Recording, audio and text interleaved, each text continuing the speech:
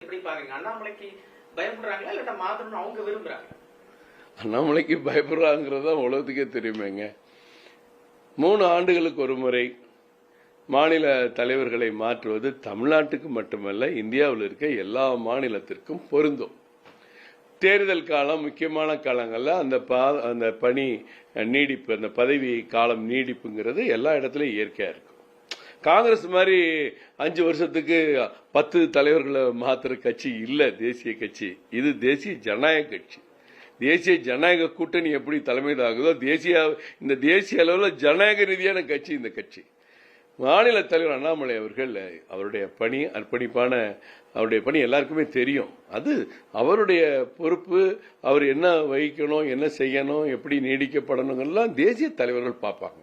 இதை சாதாரண நிர்வாகிகள் பேசுறதோ தொண்டர்கள் பேசுறதோ தவறு. நாங்கள் ஆர்வத்தோட காத்திருக்கோம்.